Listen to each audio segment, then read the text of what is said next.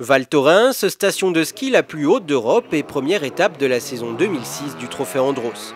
L'occasion pour beaucoup de pilotes de découvrir en conditions réelles, c'est-à-dire sur la glace, leur auto. J'ai pu lire dans quelques revues hier que tout le monde annonçait qu'ils n'avaient pas fait beaucoup de roulage. Moi, je n'en ai pas fait du tout. Donc c'est vrai que ça se ressent un peu aujourd'hui. Le pilote a besoin de se remettre un peu dans le rythme, d'essayer de trouver un peu de régularité. Et puis la voiture aussi.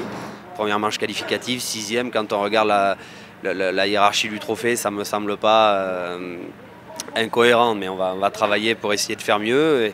Et puis voilà, sportivement, c'est intéressant.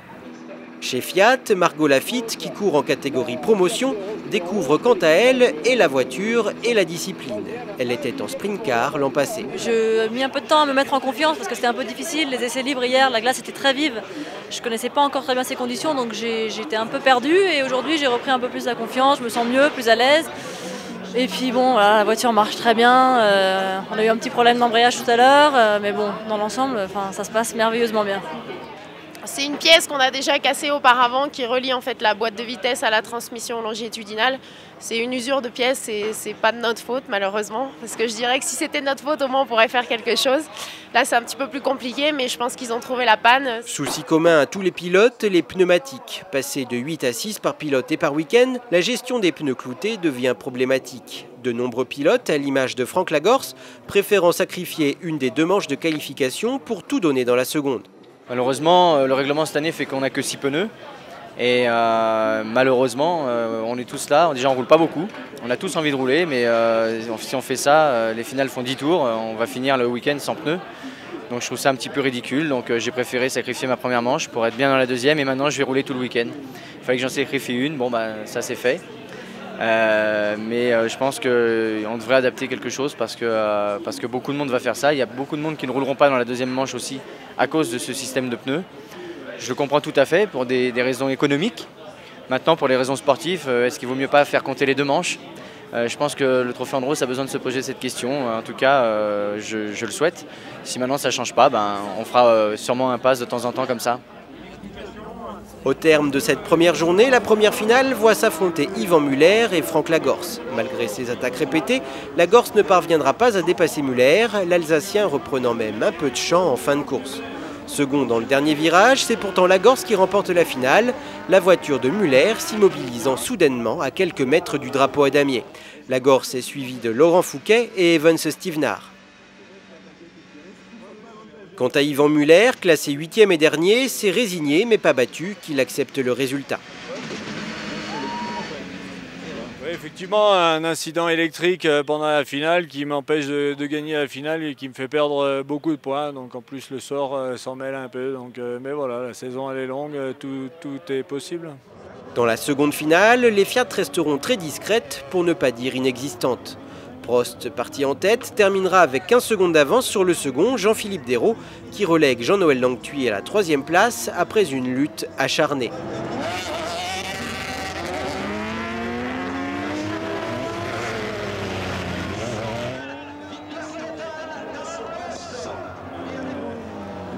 J'aurais signé pour cette place-là et ce résultat il y a encore 24 heures. Donc c'est très bien. Maintenant, en revanche, demain, gestion des pneus et je pense qu'il va falloir que je rejoue ma carte pour essayer d'être 1 parce qu'on s'est aperçu que la voiture était un petit peu lourde. On a trouvé de quoi l'alléger de 25 kg. Et donc je repars avec 20 kg, donc une voiture plus légère alors que les autres, eux, ils vont vraiment mettre 40 et 60 kg. Donc ça peut peut-être faire tourner les choses en ma faveur. Donc moi je suis ravi d'être 3 aujourd'hui. Et à partir du moment où je fais 2 ou 1 demain. Malheureusement, le lendemain, Jean-Noël Langtuy aura moins de chance. On retrouve dans la première finale un duel attendu depuis longtemps, le duel Prost-Muller. Si le professeur prend la tête en début de course, Muller tentera tout pour le dépasser, frôlant plusieurs fois l'accident.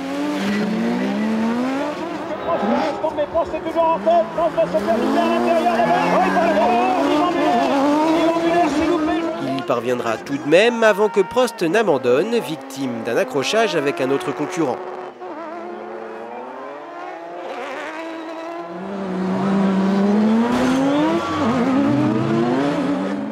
Sur sa stylo rose, Justine Monnier prend la 3e place, juste derrière Bertrand Ballas sur la seconde Toyota. Philippe de Corsac ne courra pas sa manche sur l'autre stylo officiel, préférant la laisser en bon état pour Franck Lagorce.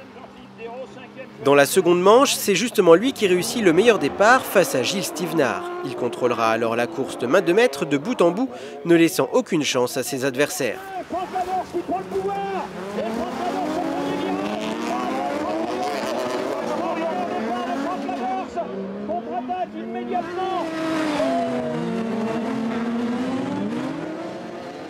Il devance très largement sur la ligne d'arrivée Gilles Stevenard et Paul Bourrion, le coéquipier de Muller.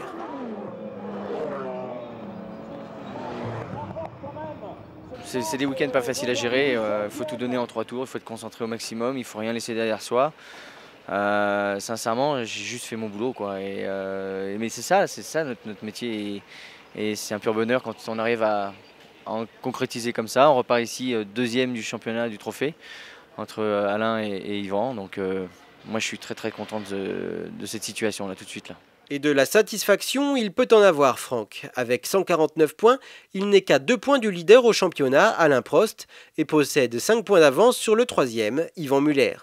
Justine Monnier en 11e place devance Philippe de Corsac, seulement 13e. Je me bats avec les garçons, hein. je me bats pas contre les filles. Mon but c'est pas de faire première féminine, donc que ça soit Philippe ou les autres, je pense que c'est une bonne émulation dans l'équipe et ça va marcher. Quant à Margot Lafitte, la seconde fille de la Squadra Fiat, elle prend la tête du classement promotion. De quoi donner confiance pour la suite de la saison.